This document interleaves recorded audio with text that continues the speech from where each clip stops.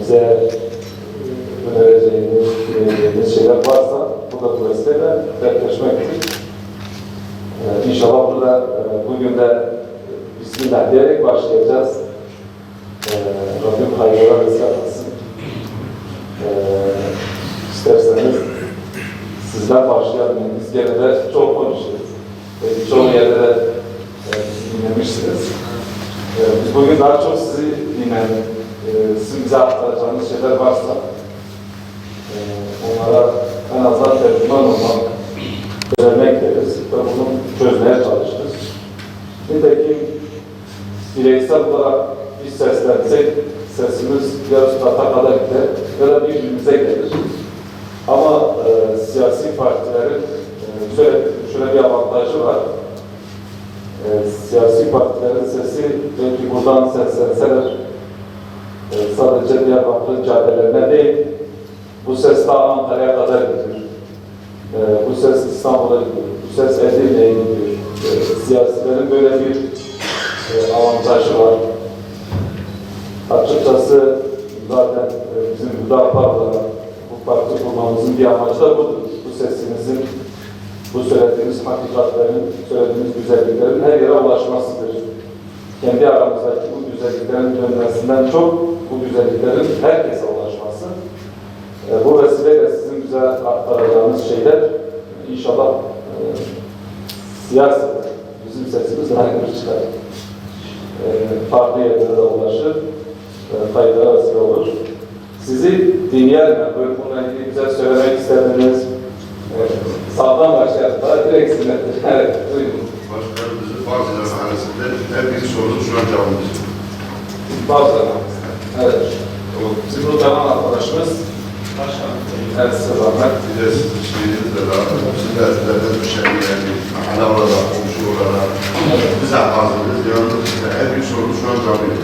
Evet, Bağcılar Mahallesi'ndeki bu mahalle Ahmet Kaya Caddesi.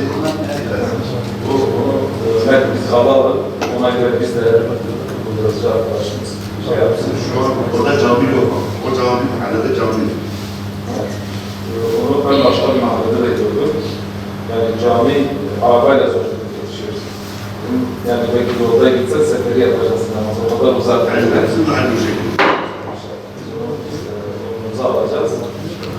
Size şunu da söyleyeyim, hani bir not olarak biz bugüne kadar halkla buluşmalarımızda, esnaf buluşmalarımızda, ev buluşmalarımızda, kamu buluşmalarımızda hepsini emin olabilirsiniz. Biz notlarımızı tek insanların söylediği ağzından çıkan kelimelerine kadar not ettik ve güzel fayda görüştüğümüz zaman bu madde ona müdahale. Gizli yapayım ya da saklayayım ya da işte yapamadığım için çalışayım. Niye bu insanı vicdanıyla, yüreğiyle, inancıyla karşı karşıya getiriyorsunuz ki? Her yönde olmak lazım. O yönüyle toplum hangisini istiyorsa onu vermesini istiyor. Öyle değil işte. Açık vermemiz. Evet. Ya toplum ne diyorsa olsun. Halk ne diyorsa, insana ne diyorsa olsun. Hoş geldiniz kardeşim. Yani benim gördüğüm insanlar var, sokaklarda uyuşturucu satıyorlar. Emniyet birimleri alıyor, 3 ay sonra yine sokaktalar. Ve bunlar yani sadece esrar tek değil. Evet. Kristal, bonzai, metapetafin diye bir şey var, uyuşturucu türü var. Bir de taş diye bir uyuşturucu türü var. Bunlar gençlerimizi hem ahlaken, hem zihnen, hem bedenen, hem de dini ve örfi şeylerinden, inançlarından onları uzaklaştırıyor. Onları hiç olmadığı acayip kötü yollara sürüklemeye sebebiyet sağlıyor. Yani bu konuda siyasi partilerin olsun, devletin olsun herhangi bir gerekli, önemli bir adımı yok. Bunun için ne yapabiliriz? Uyuşturucu. Biz bundan dolayı, bu bizim birinci gündemimizdir. Uyuşturucuyla ilgili biz valilikle de görüştüğümüzden zaten her zaman gündemimizde olan bir konudur ve maalesef dediğiniz o sorun haklı bir noktaya değindiniz. Bunu kimileri bunu önemsemiyor. Bilerek veya bilmeyerek ya da eğer öyleyse bu bize ihanettir. İşte Kürt halkı bir şeyler yapmasınlar. Kafaları, beyinleri, akılları uyuşuyorlarsa uyuşsun diyorlar. Yoksa ben kendim Zaten Diyarbakır. Bu bölgede bağlarda büyük. Hepimiz az çok birbirimizi nasıl yaşamımızdan geçtiğimizi biliyoruz. Bir Kürtçe mahallesine gitmişim. O mahallede biraz arabanızla durup bekleyin. Hemen biri camı çalıyor. Ve bu uyuşturucu nasıl bu kadar rahat bir şekilde uyuşturucu satıyor? Ne lazım diyorsun? Bağlarda aynı şekilde. Yani bunları bulmak öyle zor bir şey değildir. Yani öyle çok da üstün bir istihbarata da sahip olmaya gerek yok.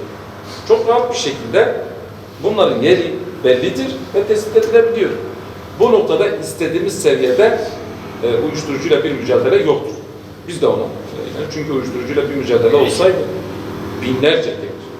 İnanın ki o uyuşturucu kullananlar biz kendi çocuğumuz gibi düşünmediğimiz müddetçe bu böyle devam edecek. Yani bizim bununla ilgili açıkçası biraz da projelerimiz de var diyoruz, ne yapabiliriz? Acaba büyük bir bina mı kuralım? İşte bir kardeşimiz geçen önerisi vardı bir yerde. İşte altına yemekhane, bir üstüne tedavi, bir üstüne farklı manevi değerlere yönelik. Çünkü gençlerin uyuşturucuya bulaşmasının bir sebebi de manevi boşluktur. Veya işsizliktir. Şimdi sizce işi, gücü, aşı, evi, eşi olan bir genç uyuşturucuya bulaşır. Budur ha. Mesela GAP projesi. 1989'da 6 Kasım'da kararı alınmış ve bu GAP projesi Güneydoğu işte Diyarbakır, Şırnak, Siirt, Adıyaman, Urfa, Batman bu bölgelere yönelik 9 il olması lazım ve Türkiye'nin %10'unun nüfusunu oluşturan bu şekilde işte 1.8 hektar tarım işletmeyle ilgili 22 baraj, işte 19 hidroelektrik falan, eğitim, ulaşım, altyapı, her şeyle ilgili engellere kadar bu proje var ve bunun üzerinde master yapıldı. Ama bu projenin devreye girilmemesi, bitirilmemesi de aklımıza bir şüpheler getiriyor.